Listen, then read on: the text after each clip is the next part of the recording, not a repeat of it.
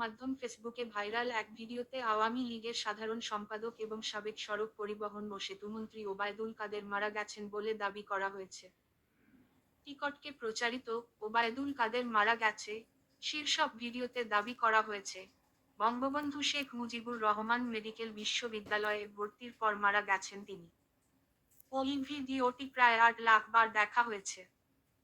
তবে বিষয়টি সত্য নয় বলে এক প্রতিবেদনে জানিয়েছে বাংলাদেশের তথ্য যাচাইকারী প্রতিষ্ঠান ফ্যাক্ট চেক রিউমার স্ক্যানার।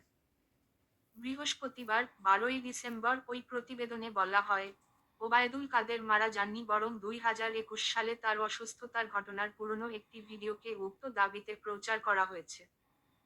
এ বিষয়ে অনুসন্ধানে দেশের বা দেশের বাইরের কোনো সংবাদ মাধ্যম কিংবা সংশ্লিষ্ট নির্ভরযোগ্য কোনো সূত্রে ওবায়দুল কাদেরের মৃত্যুর বিষয়ে কোনো তথ্য পাওয়া যায়নি। আলোচিত দাবিটি যাচাইয়ে 2021 সালের 14ই ডিসেম্বর বেসরকারি টেলিভিশন চ্যানেল সময় টিভি, ইউটিউব চ্যানেলে দুপুরের সময় দুপুর 2টা 14ই ডিসেম্বর 2021 জময় টিভি ব্লেইন দুপুর 2টো লাতেস্ট বাংলাদেশের নিউজ শীর্ষক শিরোনামে প্রকাশিত একটি ভিডিও খুঁজে পাওয়া যায়। উক্ত প্রতিবেদনের একাংশের সঙ্গে আলোচিত ভিডিওটির মিল খুঁজে পাওয়া যায়।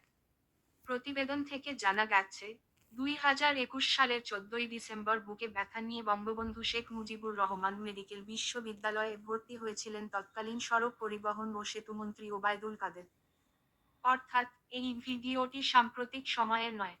এছাড়া আলোচিত ভিডিওতে মূল প্রতিবেদনের অংশের সঙ্গে মারা গেছেন, মৃত্যুকালে তার বয়স ছিল 82 বছর শীর্ষক অংশটুকু সম্পাদনা করে বসানো হয়েছে।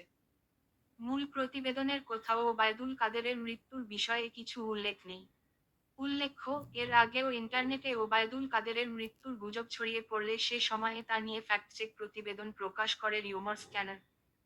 সুতরাং, সাবেক সড়ক পরিবহন ও সেতুমন্ত্রী ওবায়দুল কাদের মারা গেছেন দাবিতে ইন্টারনেটে প্রচারিত তথ্যটি সঠিক নয়।